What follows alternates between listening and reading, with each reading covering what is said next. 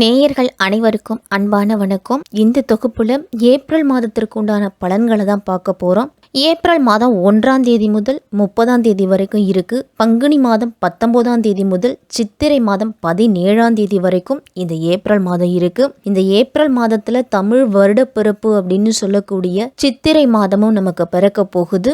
இந்த ஏப்ரல் மாதத்துல கிரகங்களோட சேர்க்கையும் கிரகங்களோட பெயர்ச்சியும் மேஷம் முதல் மீனம் வரை இருக்கக்கூடிய 12 ராசிக்காரர்களுக்கும் பல விதமான மாற்றங்களையும் தரப்போகுது. அதனால கிரகங்களோட பெயர்ச்சிலாம் எப்படி இருக்கு அப்படின்னு பார்ப்போம். புதன் பகவான் ஏப்ரல் மாதம் 2ஆம் தேதி மேஷ ராசியில அதுவும் வக்ர பயிற்சியில இருக்கிறாரு.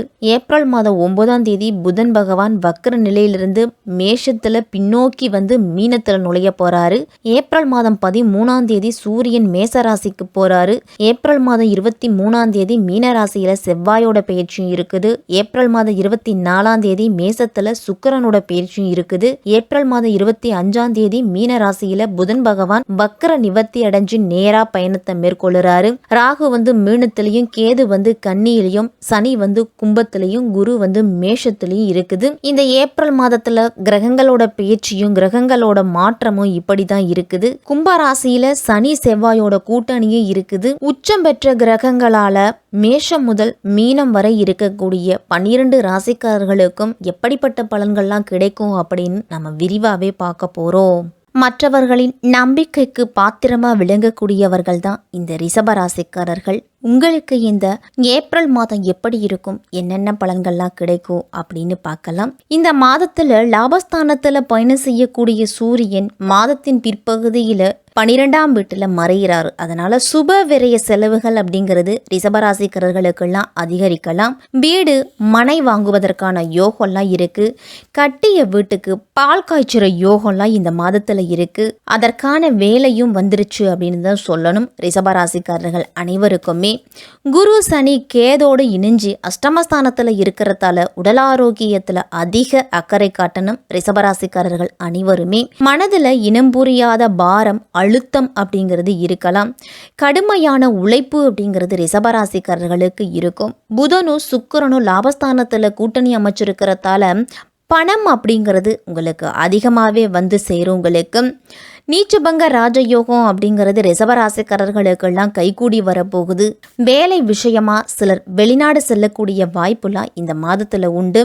இந்த மாதத்தின் முதல் பகுதியிலேயே மீன ராசியில சுக்கிரன் போறாரு. தனது உச்ச வீடான மீனராசிக்கு சுக்கிரன் போகும்போதும் அங்குள்ள புதனோடு இணைஞ்சும் புத சுக்கிர யோகத்தை உருவாக்குறாரு. உங்களுடைய ராசிநாதன் சுக்கிரன் பலம் பெற்று இருக்கக்கூடிய நேரம் சிறப்பா இருக்குது. உங்களுக்கு இந்த மாதத்துல புது புது திருப்பங்கள் எல்லாமே உங்களுக்கு சேரும். கடமையை செய், பலனை எதிர்பாராதே அப்படிங்கிற பழமொழிக்கு ஏற்ப உங்களுடைய அத்தனை செயல்பாடுகளும் இருக்கும். ரிஷபராசிக்காரர்கள் அனைவருக்குமே வீட்டுக்கு தேவையான அனைத்து விதமான வசதிகளையும் இந்த மாதத்துல செய்ய போறீங்க.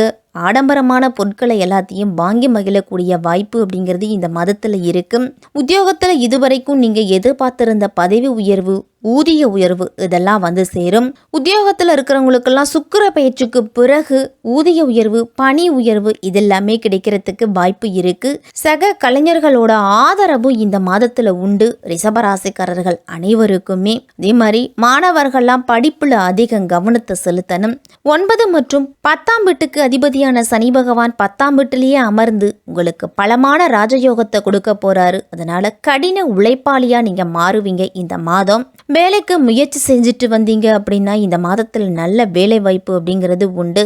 செவ்வாய் 10ஆம் வீட்டுல சனியோடு இணைஞ்சு செஞ்சிருக்கிறாரு. அதனால சில கசப்பான சூழ்நிலை உத்தியோகத்துலலாம் வரும். சில விஷயங்கள்ல உங்களுக்கும் உங்களுடைய தொழில் கூட்டாளிகளுக்கு இடையே கருத்து வேறுபாடெல்லாம் வரலாம்.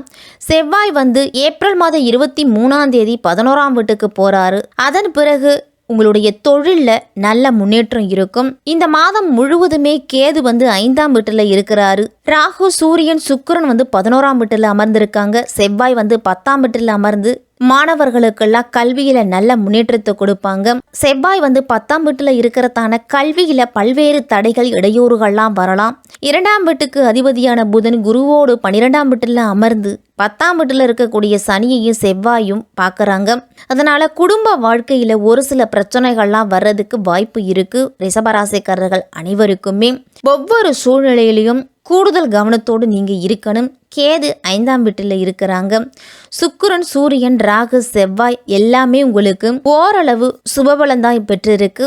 காதல் உறவுலெல்லாம் ஒரு சில முரண்பாடான கருத்துகள் இருவருக்கும் இருக்கும். அதனால ஒரு சில சூழ்நிலையில கசப்பான வாக்குவாதம் கூட வரலாம். உறவில் ஒரு சில விரிசல்கள் கூட வர்றதுக்கு வாய்ப்பு இருக்கு. அதனால சற்று பொறுமையையும் நிதானத்தையும் கடைபிடிக்கிறது நல்லது. 7ஆம் வீட்டில் சனியின் பார்வையால் திருமண வாழ்க்கையில் ஒரு சில பிரச்சனைகள் அப்படிங்கிறது வரும். அதே மாதிரி திருமணத்துக்காக முயற்சி செய்துட்டு இருக்கிறவங்களுக்கெல்லாம் ஒரு சில தடைகள் கூட வரலாம். வேலை விஷயத்தில் உங்களுக்கும் உங்களுடைய மனைவிக்கும் கருத்து வேறுபாடு அப்படிங்கிறது வரும். உங்களுடைய வாழ்க்கை துணையும் வேலைக்காக முயற்சி செய்துட்டு வந்திருப்பீங்க. ரிஷபராசிக்காரர்கள் அனைவருமே வேலை விஷயமா வெளியூர் வெளிநாடு செல்லக்கூடிய வாய்ப்பெல்லாம் இருக்குது. அதனால் குடும்பத்துக்கு அப்படின்னு நேரத்தை ஒதுக்க முடியாத சூழ்நிலை வரும். மாதத்தின் தொடக்கத்தில் ராகு, சூரியன், சுக்கிரன்லாம் 11ஆம் வீட்டில் இருக்கிறாங்க. நீங்கள் ஒன்றுக்கு மேற்பட்ட வேலைகளை செய்தீங்க அப்படின்னா உங்களுக்கு பொருளாதார ரீதியாக நல்ல முன்னேற்றம் இருக்கும்.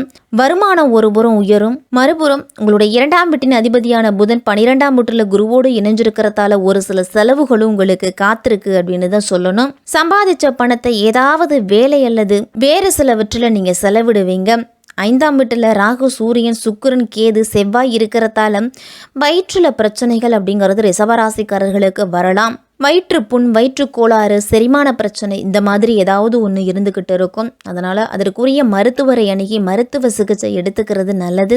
விஷ்ணு சகஸ்ரநாமம் மற்றும் ஆதித்ய கிருதையும் கேட்டு எதிரிகளிடமிருந்து பாதுகாப்பை பெறத்துக்கு முயற்சி செய்யுங்க. பெண்களுக்கெல்லாம் பண தட்டுப்பாடு அப்படிங்கிறது குறையும். இனிமேலுக்கு குடும்பத்தில் உள்ளவர்களை முடிஞ்ச வரைக்கும் அனுசரித்து போங்க. உங்களுடைய குழந்தைகளுக்கு தேவையான அத்தியாவசியமான பொருட்களை உங்களுடைய கண்காணிப்பிலேயே வச்சுக்கிட்டு கொடுக்கறது நல்லது. வண்டி வாகனத்துல செல்லும் பொழுதெல்லாம் குழந்தைகளை கவனமா பாதுகாத்துக்கணும். தொழிலை பொறுத்த வரைக்கும் கடந்த காலத்துல நீங்க செய்துட்டு வந்த கடின உழைப்புக்கு இந்த மாதம் பலன் அப்படிங்கிறதே கிடைக்கும். தொழில நல்ல லாபத்தையும் முதலீடு செய்வதற்காக நீங்கள் சேமித்து வச்சிருந்த பணத்தையும் இந்த மாதத்தில் செலவிடலாம். தொழிலை எப்படியெல்லாம் முன்னேற்றலாம் அப்படிங்கிறதுக்காக புதிய திட்டங்கள் எல்லாத்தையும் இந்த மாதத்தில் நீங்கள் வகுப்பீங்க. உங்களுடைய தொழில் வளர்ச்சிக்கு முதலீடுகள் இல்லாமல் என்ன செய்யலாம், என்ன முயற்சி எடுக்கலாம் அப்படிங்கிற சிந்தனை அப்படிங்கிறது அதிகரிக்கும். வியாபாரத்தில் எதிரிகளை சமாளித்து முன்னேறி செல்லுவீங்க. உங்களுடைய திட்டங்களில் மாற்றங்களை தள்ளி போடவும் உங்களுடைய தொழில் வளர்ச்சிக்காக வழக்கமான செயல்பாடுகளை செய்யவும் நீங்கள் எப்பவுமே தயாராக இருந்துக்கிறது நல்லது. ஆரோக்கியத்திலெல்லாம் முழங்கால் வலி, கணுக்கால் வலி இந்த மாதிரியான பிரச்சனைகள் அப்படிங்கிறது வரும். மாணவர்கள்லாம் கல்வியில நல்ல முன்னேற்றம் அடைகிறதுக்கு தற்காலிகமாக இருக்கக்கூடிய சிரமங்களையும் நீங்க பொருட்படுத்தக்கூடாது. எவ்வளவு பிரச்சனைகள் மாணவர்களுக்கு வந்தாலும் உங்களுடைய இலக்குகளை நோக்கி நீங்க ஓடிக்கிட்டே இருக்கணும். பொது தேர்வு, நேர்முக தேர்வுலாம் எழுதிக்கிட்டு இருப்பீங்க. அதனால கூடுதல் கவனம் அப்படிங்கிறது இருக்கணும். அதே மாதிரி உங்களுடைய உடல் ஆரோக்கியத்திலையும் கூடுதல் கவனத்தை செலுத்துறது நல்லது. உங்களுடைய பெற்றோர்களும் ஆசிரியர்களும் உங்களுக்கு எப்போதுமே பக்கபலமாக இருப்பாங்க. உங்களுடைய குல தெய்வத்தின் ஆதரவால போட்டித் தேர்வுகள் எல்லாம் நல்ல மதிப்பெண்களை பெறுவீங்க. தினமும் காலையில் எழுந்து நீராடிட்டு இல்லத்து பூஜை அறையில் குலதெய்வத்தை வழிபாடு செய்துட்டு உங்களுடைய அன்றாட பணிகளை தொடங்குங்க. நல்ல முன்னேற்றம் அப்படிங்கிறது இருக்கும். ஷஷ்டி என்று முருகப்பெருமான் வழிபாடு உங்களுடைய முன்னேற்றத்திற்கு வழிவகுத்து கொடுக்கும் விதத்தில் இருக்கும். ரிஷபராசிக்காரர்கள் அனைவருக்குமே இந்த ஏப்ரல் மாதத்தில் எவ்வளவு முயற்சி எடுக்கிறீங்களோ, எவ்வளவு உழைப்பு நீங்கள் போடுறீங்களோ அந்த அளவு முன்னேற்றம் அப்படிங்கிறது இருக்கும்.